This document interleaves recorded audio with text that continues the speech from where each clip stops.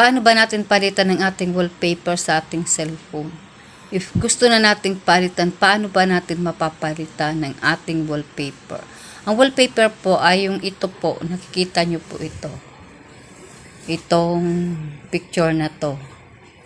Yan po ang ating wallpaper. May dalawang paraan po kung paano natin mapapalitan ang ating wallpaper.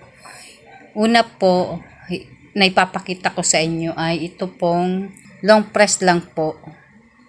Ito mismong wall. Tapos makita nyo po itong wallpaper. Pipindutin nyo po ito. Yan. Tapos nakita nyo po itong mga wallpapers po. Pag pinindot nyo po yung local images, mapupunta po kayo sa inyong gallery. Ibig sabihin po, pwede po kayo maglagay ng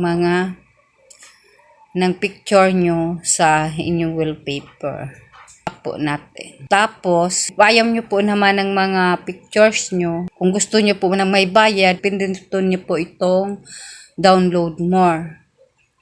Pero po, ituturo ko po sa inyo yung libre lang po, walang bayad. Halimbawa, ito pong mga pictures na to, pwede po tayong pumili dito kung alin ang gusto nating ipalit na wallpaper. Halimbawa po itong brown, ito po. Pindutin po natin to. Tapos, apply. Pipindutin po natin yung apply. Pipindutin po natin tong set as both para po kahit sa cellphone o kaya sa desktop, ganun pa rin ang inyong wallpaper. Successful na po. Napalitan na po natin yung wallpaper. Check po natin. Ayan. Napalitan na po natin. Tapos, ito pong isa kung paano natin palitan yung wallpaper. Ipapakita ko sa inyo ay pipindutin lang po natin tong settings. Pipindutin po natin yung home screen, lock screen, and wallpaper. Pipindutin po natin. Tapos since ang tutorial po natin is about sa pagpalit ng wallpaper, pipindutin po natin yung wallpaper. Ganun din po yung process.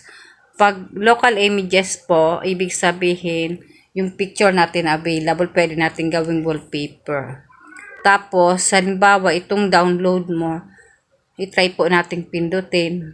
Ito po makikita nyo may peso sign po. Ibig sabihin may bayad siya. Kaya hindi po natin yan pipindutin. Back po tayo. Back na lang po natin kasi ang tinuturo ko po sa inyo ay yung libre lang pong wallpaper na pwede nating ilagay sa ating cellphone.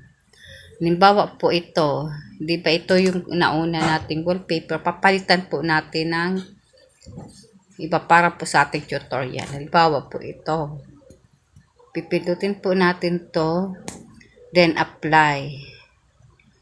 Tapos, isi-set po natin as both para parehas po maging sa cellphone o kaya desktop. Pag tinignan po natin ang wallpaper is parehas po ang wallpaper. Tapos, pindutin po natin yung both, set as both. Yan. Successful na po ang ating pagpalit ng wallpaper. Ngayon po, ibabak po natin. Check po natin. Yan. Ayan na po. Napalitan na po natin. Ganyan lang po kadali magpalit ng wallpaper. Salamat po sa panonood. Sana po kahit pa paano may na-share po ako sa inyo.